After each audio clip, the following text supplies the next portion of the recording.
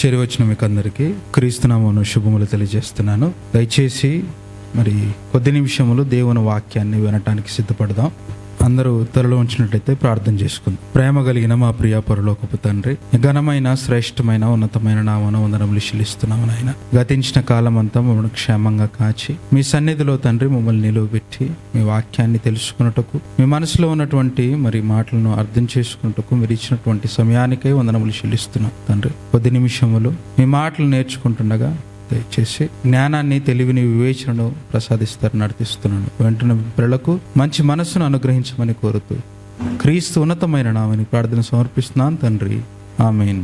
దేవుని వాక్యం వైపు మీ మనసులో మళ్లించవలసిందిగా కోరుచున్నాను. యాకోబు గారు రాసినటువంటి పత్రికను ఒకసారి చూద్దాం. యాకోబు పత్రిక 1వ అధ్యాయము 21వ వచనం. అందుచేత సమస్త కల్మషమును, విర్రవీగుచున్న దుష్టత్వమును మాని లోపల నాటబడి మీ ఆత్మలను రక్షించుటకు శక్తి కలిగిన వాక్యమును సాత్వికముతో అంగీకరించండి. సమస్త కల్మషమును, దుష్టత్వమును, విర్రవీగుచున్నటువంటి దుష్టత్వమును మాని అంటున్నాడు. ఈ మాటను రాయించడానికి గల కారణం ఏంటంటే, ఇదిగో వాక్యాన్ని వినడానికి ఎప్పుడైతే మనం సిద్ధపడుతున్నామో, వాక్యం ముందు మనం ఎప్పుడైతే కూర్చున్నామో, మన మనసులో ఎలా ఉండాలి అంటే, ఇదిగో తెల్లటి ఒక కాగితంలా ఆయన ముందు నిలబడాలి. ఉదయం నుంచి ఎన్నో పనులు చేసిన వాళ్ళు ఉంటారు, ఉదయం నుంచి ఉద్యోగాలు చేసి వచ్చిన వాళ్ళు ఉంటారు, ఎంతో కష్టపడిన వాళ్ళు ఉంటారు, అలసిపోయిన శరీరంతో వచ్చి కూర్చున్న వారు ఉంటారు. కనుక కాసేపు ఆ అలసటను పక్కకు పెడితే సమస్త కల్మషమును, విర్రవీగుచున్నటువంటి దుష్టత్వమును మాని వంత మానేసి అంటే పక్కకు పెట్టేసి దేవుని ముందు కాసేపు కొద్ది నిమిషములు తన మాటలు వినటానికి సిద్ధపడదాం. మీ మనస్సులను సిద్ధపరచుకోండి, మీ హృదయాలను తెరవండి. దేవుని మాటలను నోట్స్ లో మాత్రమే కాక హృదయం అనే పలుకు మీద కూడా దేవుని మాటలు రాసుకోవాల్సిందిగా నేను కోరుచున్నాను. ఎందుకంటే ఎక్కువగా పాటలకు ప్రాధాన్యత కానీ ఈ వేరే ఇతరత్ర కార్యక్రమాలకు కానీ మనం ప్రాధాన్యతనివ్వం, కానీ దేవుని మాటనసరికి మనం చాలా ప్రాధాన్యతనిస్తాం, అది మనకు తెలుసు. కాబట్టి కొద్ది నిమిషములు చాలా జాగ్రత్తగా మీరు ఆలోచించగలిగితే నిజంగా ఈరోజు మీరు వింటున్నటువంటి ఈ మాటలు, ఈరోజు మీరు వినబోయే ఈ మాటలు దేవుని మీద మరింత ప్రేమను పెంచుతాయి. దేవుని ప్రేమలో ఉన్నటువంటి ఆ స్థాయి ఏమిటో మనకు అర్థమవుతుంది. ఆయన ఎంతగా మనల్ని ఇష్టపడుతున్నాడు, ఎంతగా మనల్ని కావాలనుకుంటున్నాడు, తన ప్రేమలో ఉన్నటువంటి ఆ లెవెల్స్ ఉంటాయి చూసారా, అవి ఎంతగా ఉన్నాయో మనకు అర్థమవుతుంది ఈరోజు. చాలా తక్కువ టైం చెప్తాను, మీరు చాలా జాగ్రత్తగా మీరు ఆలోచించండి. అయితే ఈ మాటలను మనం తెలుసుకోవటానికి పాత నిబంధన గ్రంథం ఉంది, ఇదిగో కొత్త నిబంధన గ్రంథం ఉంది. దేవుడు రాయించినటువంటి ఈ 66 పుస్తకాలలో ఎన్నో మాటలు ఉన్నాయి, ఎన్నో రాయించాడు. వాటినన్నింటినీ మనం తెలుసుకోవాలి, కష్టపడాలి, నేర్చుకోవాలి, ధ్యానించాలి. వాక్యానికి ప్రాధాన్యతనిస్తేనే ఇవన్నీ మనకు అర్థమవుతుంది. వాక్యాన్ని మంచి మనస్సుతో స్వీకరించాలి. కాబట్టి మరి ఇందులో బైబిల్లో పాత నిబంధన గ్రంథంలో ఇదిగో సూచన ప్రవక్తలు ఉన్నారు. సూచన ప్రవక్తలు అనగానే ఏంటంటే, సూచన ప్రవక్తలు అనగానే వారి జీవితాన్ని చూపించి జనాలకు అంటే ప్రజలకు దేవుడు ఒక విషయాన్ని నేర్పిస్తున్నాడు. వారి పరిస్థితులను, వారి జీవితాన్ని, వారి మధ్య జరుగుతున్నటువంటి సందర్భాలను చూపించి దేవుడు ఇదిగో జనాంగాలకు ఒక గుణపాఠాన్ని నేర్పించే ప్రయత్నం చేస్తూ ఉంటాడు ఎప్పుడు. అందులో ఒక యోనా ఉన్నాడు, అందులో ఒక హెజ్కేల్ గారు ఉన్నారు, అందులో యెషయా గారు ఉన్నారు. ఇలా సూచన ప్రవక్తలు చాలా మంది ఉన్నారు. సూచన ప్రవక్త ఇదిగో ఈరోజు మనం తెలుసుకునేటువంటి సూచన ప్రవక్త ఎవరు అంటే హోషేయ గారు. హోషేయ గారి జీవితాన్ని మనం ఒకసారి చూడగలిగితే, హోషేయ గారు ఇదిగో దేవుడు ఎప్పుడు ఎవరిని నిర్ణయించినా ఏం చేస్తాడంటే, అక్కడ ఉన్నటువంటి పరిస్థితులు పని లేకుండా ఒక ఉద్యోగిని హైర్ చేసుకుంటారా ఎవరైనా? ఏ పని లేకుండా ఒక ఉద్యోగిని అంటే ఒక ఎంప్లాయీని హైర్ చేసుకుంటారా కంపెనీలో? చేసుకోరు కదా. ఇదిగో ఒక పని ఉంది, ఏంటంటే ఆ జనాంగాన్ని మార్చాలి. ఎందుకు మార్చాలి అంటే అక్కడున్నటువంటి పరిస్థితులు మనం చూడాలి. అక్కడ ఉన్నటువంటి పరిస్థితులు ఎంత దారుణంగా మారిపోయాయో ఒకసారి మీరు ఆలోచించాలి. ఇశ్రాయేలు జనాంగాన్ని కాపాడటం కోసం దేవుడు చేసినటువంటి ప్రయత్నాలు అన్ని కాదండి, చాలా ప్రయత్నాలు చేశాడు, చాలా వాళ్ళని కోరుకున్నాడు, చాలా ఇష్టపడ్డాడు. ఎంత దారుణంగా మారిపోయారు తెలుసా వారి జీవితాన్ని. ఒక్కసారి హోషేయ గ్రంథం 4వ అధ్యాయము, హోషేయ గ్రంథం 4వ అధ్యాయము 2వ వచనం. అబద్ధ సాక్ష్యము పలుకుటయు, అబద్ధమాడుటయు, హత్య చేయుటయు, దొంగిలించుటయు, వ్యభిచరించుటయు వాడుక అయ్యను. ఏంటి వాడుక అయింది? ఏంటమ్మా వాడుక అయింది? అబద్ధ సాక్ష్యము పలుకుటయు, అబద్ధం ఆడుటయు, హత్య చేయుటయు, దొంగిలించుటయు, వ్యభిచరించుటయు వాడుక అయింది అండి. వ్యభిచారం వాడుక అయిందా? వాడుక అని దేన్ని అంటారండి? వాడుకని దేన్ని అంటారు? వాడుక అంటే ఉదయము, ప్రతిరోజు మనం ఉదయం లేచి ఫస్ట్ టిఫిన్ చేస్తాం, అదేంటి? వాడుక. మధ్యాహ్నం భోజనం చేస్తాం, వాడుక. నైట్ డిన్నర్ చేస్తాం, అదేంటి? వాడుక. అంటే అనునిత్యము ఏదైతే జరిగిస్తున్నామో దాన్ని వాడుక అంటారు. అలవాటుగా అండి. వారికి ఏం జరిగిందంట తెలుసా? వారికి ఏమైందంట తెలుసా? అబద్ధ సాక్ష్యము పలుకుటయు, అబద్ధం ఆడుటయు, హత్య చేయుటయు, దొంగిలించుటయు, వ్యభిచరించుటయు వాడుకైంది. వ్యభిచారమే వాడుకైందా? వ్యభిచారం వాడుకైందా అండి? వ్యభిచారం వాడుకగా మారిపోయిందంటే వాళ్ళ పరిస్థితి ఏ విధంగా ఉందో మీరు ఆలోచించండి. అక్కడ ఉన్నటువంటి పరిస్థితులు ఎంత దారుణంగా ఉన్నాయో మీరు ఆలోచించండి అండి. అదే 6వ అధ్యాయము 10వ వచనం, ఇశ్రాయేలు వారిలో ఘోరమైన సంగతి ఒకటి నాకు కనబడింది. ఎఫ్రాయిమీలు వ్యభిచార క్రియలు అభ్యాసము చేయుచున్నారు. వ్యభిచారపు క్రియలు అభ్యాసము చేయుచున్నారు. అభ్యాసం ఏంటండి? అభ్యాసం అంటే అండి, అభ్యాసం అంటే ఏంటండి? సాధన చేయటము అండి. అభ్యసించటం అంటే సాధన చేయటం. పిల్లలకి మరి మ్యాథ్స్ చెబుతూ టీచర్లు ఏం చేస్తారో తెలుసా? ఇదిగో అభ్యాసం, సాధన, అభ్యాసం చేయాలి, అభ్యసించాలి. అభ్యసించడం అంటే నేర్చుకోవటం. వ్యభిచారపు క్రియలు వాళ్ళు ఏం చేస్తున్నారంటే అభ్యాసం చేస్తున్నారు. నేర్చుకుంటున్నారా ఏమండి? నేర్చుకోవటం, మ్యాథమెటిక్స్ నేర్చుకోండి అంటే బాగుంది. ఏం నేర్చుకోండి? మంచి అలవాట్లు నేర్చుకోండి అంటే బాగుంది. మంచి పనులు నేర్చుకోండి అంటే బాగుంది. వ్యభిచారపు క్రియలను అభ్యాసం చేస్తున్నారంటే వారి పరిస్థితి ఎలా ఉందో ఆలోచన. వ్యభిచారపు క్రియలను సైతం అభ్యాసం చేస్తున్నారు. అభ్యాసం అండి. అభ్యాసం అనే పదాన్ని ఇంకా నేను విభజించటం లేదు. అభ్యాసం అనే పదం, నేర్చుకోవటం అనే పదం ఇదిగో ఎక్కడ, ఎలా, ఎందుకు ఉపయోగిస్తారన్నది ఈ పదం ఇక్కడ వాడకూడని పదం. అది వాడకూడని ఒక పదాన్ని అభ్యసించటం, అభ్యాసం చేయటం.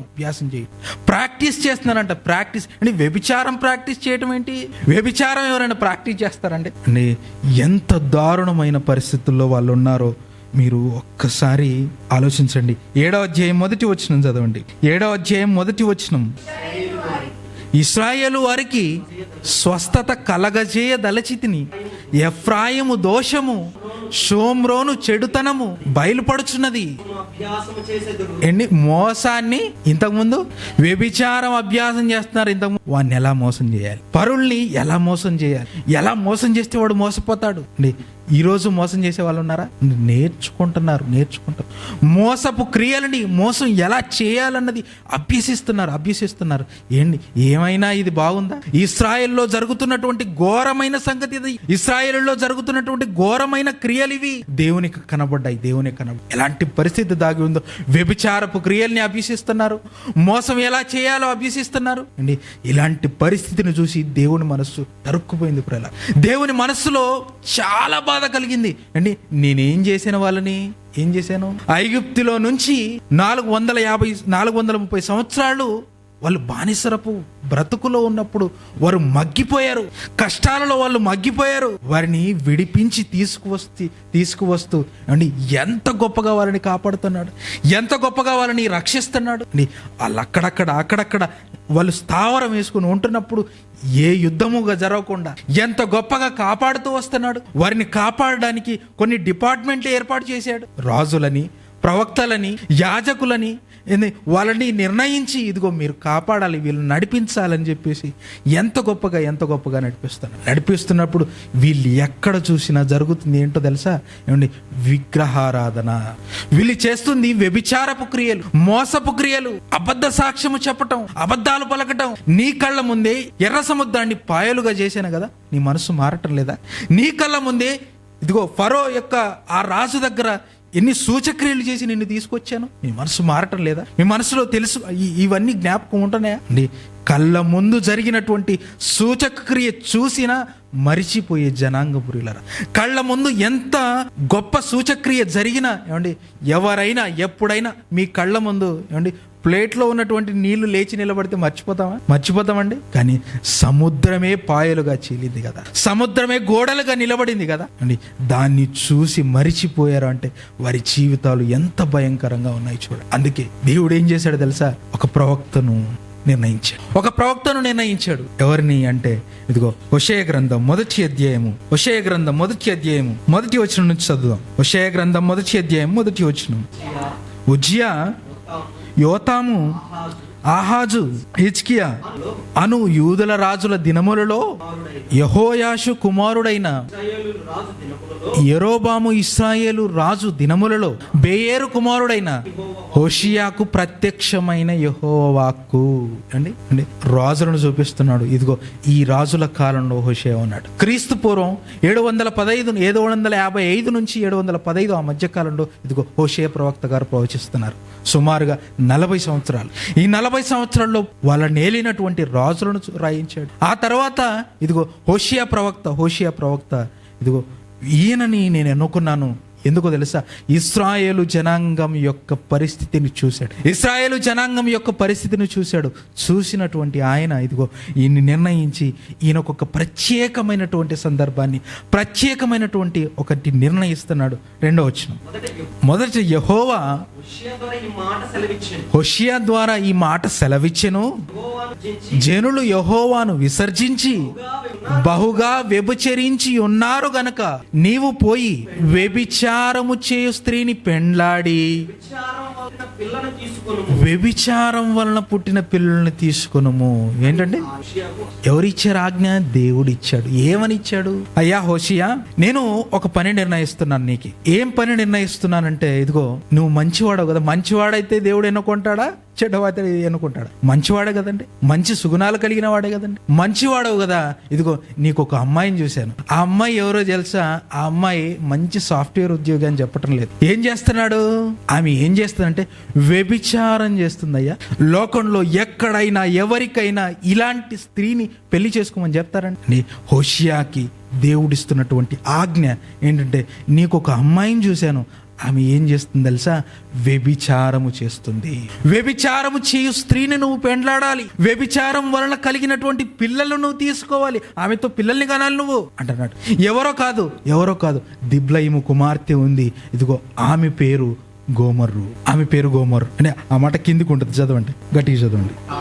కాబట్టి అతడు పోయి దిబ్లాయిము కుమార్తె అయిన గోమెరును పెళ్లి చేసుకుని ఆమె గర్భవతి అయి అతడికి ఒక కుమారుని కనగా యెహోవా అతనితో ఇలాగు సెలవిచ్చెను, ఇతనికి యెజ్రెయేలు అని పేరు పెట్టిన. మొదటగా ఫస్ట్ పెళ్లి అయిపోయిన తర్వాత ఏం జరిగిందంటే మొదటి కొడుకు పుట్టాడు. ఎవరు? యెజ్రెయేలు ఆయన పేరు. ఆ తర్వాత ఒక కూతురు పుడుతుంది, ఆమె పేరు లోహురామ. ఆ తర్వాత మళ్ళీ ఒక కుమారుడు.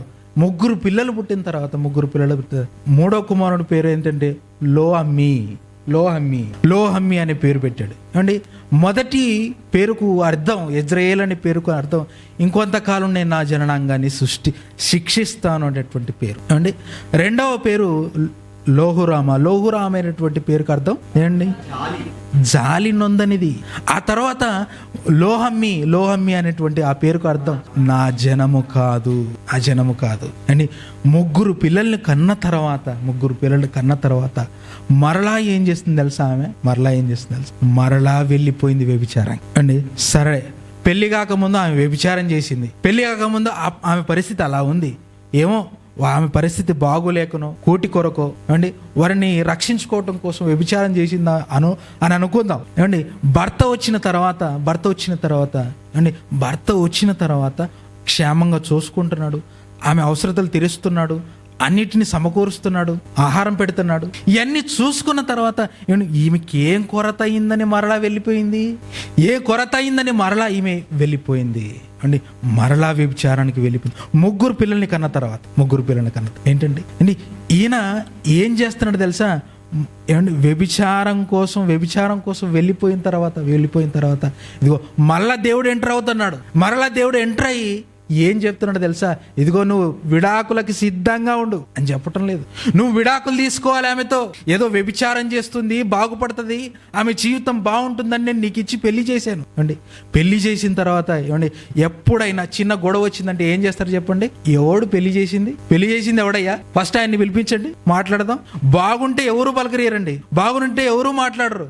కానీ బాగులేకపోతే ఏంటి నాయన నువ్వు ఇలాంటి ఆమెను పెళ్లి చేసావు, ఇలాంటి ఆమెను చేసుకోమన్నావు, సరే ఏదో వేశ్యవృత్తి చేస్తుంది దాన్ని వదిలేసుకుని నాతో బాగుంటుందని నేను చేసుకున్నాను, అయినా ఇదిగో ఇలా చేస్తుంది, మరలా వెళ్ళిపోయింది అని హోషేయ అనటం లేదు అండి. ఒకసారి ఒక వ్యభిచార వృత్తిలో ఉన్నటువంటి స్త్రీని పెళ్లి చేసుకుంటే ఆమె మనసు ఎలా ఉంటుందో మీరు ఆలోచించండి, ఆమె హృదయం ఎలా ఉంటుందో ఆలోచించండి.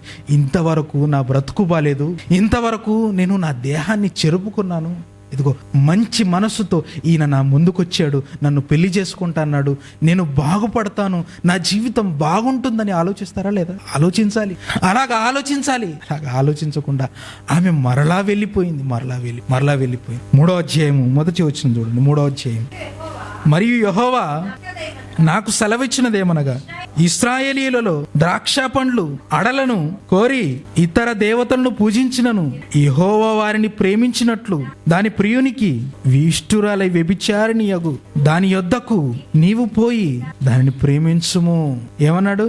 వ్యభిచారం మళ్ళా వెళ్ళి చేస్తున్నా కూడా ఏమంటున్నాడంటే దాన్ని మళ్ళా ప్రేమించు అంటున్నాడు అండి. విడాకుల పత్రం నువ్వు తీసుకొని వెళ్ళాలి యోషేయ అని చెప్పటం లేదు. ఏం చెప్తున్నాడు? నువ్వు ఏం చేయాలో తెలుసా? పువ్వుని తీసుకెళ్ళి నువ్వు ఆమెను తీసుకొచ్చుకో, మళ్ళా ఇంటికి తీసుకొచ్చుకో అండి. అప్పటికే ఆమె ఏం చేసిందో తెలీదు, ఇదిగో ఇంతమందితో అడ్వాన్సులు తీసుకుందో తెలీదు. కానీ ఆ అడ్వాన్స్లని దేవుడు ఎవరిని ఇవ్వమంటున్నాడు? హోషేయ గారిని ఇవ్వమంటున్నాడు. దేవుడు ఇలాంటి వాడా? ఇలా చేస్తాడా? ఆలోచించండి అండి. ప్రతి ప్రవక్త యొక్క జీవితాలలోకి వెళ్ళిపోతే వారి జీవితాలన్నీ దేవునికి అంకితమైనవే ఉంటాయి. మన జీవితాలు వారితో పోల్చుకోవటానికి సరితూగో ప్రియమైన దేవుని వారు. మన జీవితాలు చాలా ఘోరంగా ఉంటాయి, చాలా దూరంగా ఉంటాయి ఆ జీవితాలకి. దేవుడు ఒక మాట చెప్పాడు అంటే ఆ మాట ఎలాంటి పాఠాన్ని నేర్పిస్తుందో అని ఆలోచించాలి తప్ప, ఇదిగో హోషేయ గారికి ఏం చెప్తున్నాడంటే, ఆమె వెళ్ళిపోయి రచ్చబండ దగ్గర ఆమె ఇదిగో రచ్చబండ మీద ఉంది. ఆమెని ఏం చేయాలి తెలుసా? ఎవరితో అయితే అడ్వాన్స్ తీసుకుందో వాటినన్నిటినీ తిరిగి కట్టేసి తీసుకొచ్చేయి. ఇదేం పంచాయతీ దేవుడు ముందు? దేవుడు చెప్తున్నటువంటి ఈ న్యాయం ఏంటి అసలు అంటే అండి, చాలా చాలా అద్భుతమైన విషయాన్ని ఆయన నేర్పించాలనుకుంటున్నాడు అండి. అద్భుతమైన విషయాన్ని అండి. ఎంతకి తీసుకొచ్చాడు చూడండి. కిందికి 2వ వచనంలో ఉంటుంది. కాగా 15 తులముల వెండియు 5 యవ్వలను తీసుకొని దానిని కొని ఆమెతో ఇట్లాంటిని, చాలా దినములు నా పక్షమును నిలిచియుండి ఏ పురుషుని కూడకయు వ్యభిచారము చేయకయు నువ్వు ఉండవలెను, నీ ఎడల నేను అలాగుందును. ఏమండి, నేనును అలా ఉంటాను. ఏమండి, వ్యభిచారం చేయకుండా నువ్వు ఉండాలమ్మా అని చెప్పేసి మరలా తీసుకొస్తాను. దేవుని ప్రేమ ఏంటో మీరు అర్థం చేసుకోండి ఒక్కసారి అండి. ఈ పాఠం ఎందుకు చెప్పాలనుకుంటున్నాడంటే దేవుడు, ఇదిగో ఇర్మియా గ్రంథం 3వ అధ్యాయం మొదటి వచనం చూడండి. ఇర్మియా గ్రంథము 3వ అధ్యాయము మొదటి వచనం. మరియు ఒకడు తన భార్యను త్యజించగా ఆమె అతని యొద్ద నుండి తొలగిపోయి వేరొక పురుషునిదైన తర్వాత అతడి ఆమె యొద్దకు తిరిగి చేరునా? అలాగు జరుగు దేశము బహుగా అపవిత్రమవును కదా. అయినను నీవు అనేకులైన విటకాండ్రతో వ్యభిచారము చేసినను నా యొద్దకు తిరిగినమ్మ. బా, ఏమంటున్నాడండి? అనేకులైన విటకాండ్రతో నీవు వ్యభిచారము చేసినను తిరిగిరా అని చెప్తున్నాడు. ఏంటి అక్కడ ఉన్నటువంటి పరిస్థితి ఏంటో తెలుసా? వ్యభిచారపు క్రియలతో దేశము నాశనం అవుతోంది. భయంకరమైనటువంటి జారక్రియలతో వాళ్ళు ఉన్నారు. అలాంటి వారికి సూచనగా హోషేయను పంపించి, ఇదిగో హోషేయ దేవుని ప్లేస్లో, యేసుక్రీస్తు ప్లేస్లో ఉంటే, ఇదిగో గోమరు ఎవరి ప్లేస్లో ఉన్నారు తెలుసా?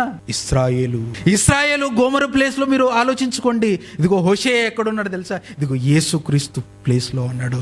సంఘము ఎవరికి పెళ్లి చేయబడింది?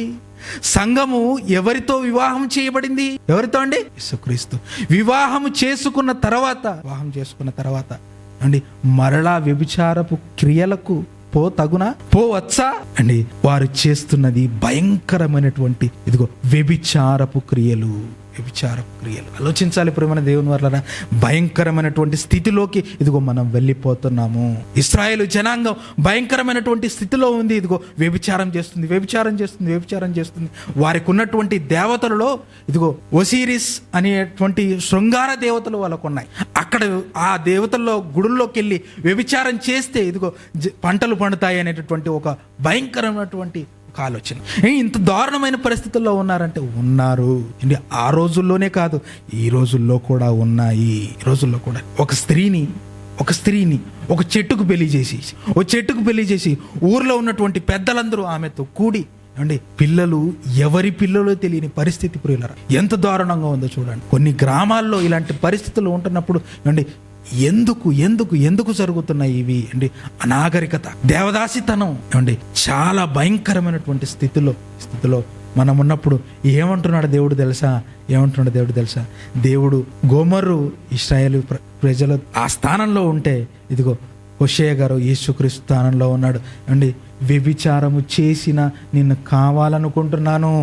వ్యభిచారము చేసిన, ఎన్నిసార్లు నువ్వు పాపం చేసినా, ఎన్నిసార్లు నా నుంచి దూరంగా వెళ్ళిపోతున్నా నిన్ను కావాలనుకుంటున్నాను. అనేకులైన విటకానతో వ్యభిచారము చేసినను తిరిగి నా యొద్దకు రాయ్యా.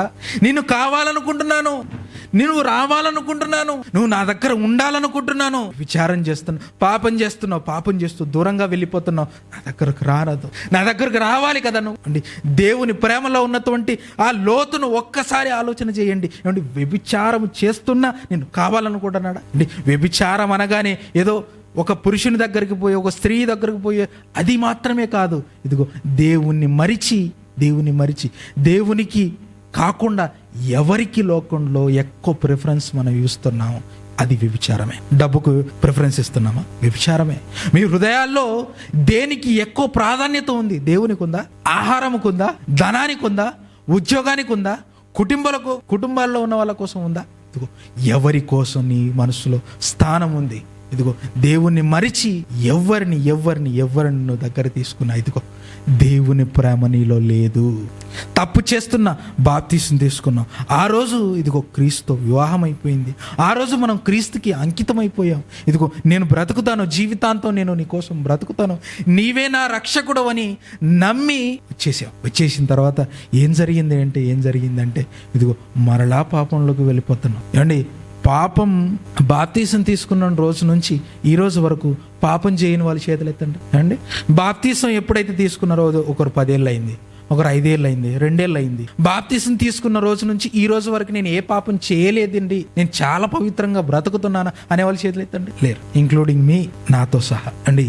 పాపం చేస్తున్నాం ప్రియులారా, పాపులుగానే ఉంటున్నాం. మన జీవితాన్ని సరి చేసుకోవాలి, మన జీవితాన్ని కట్టుకోవాలి.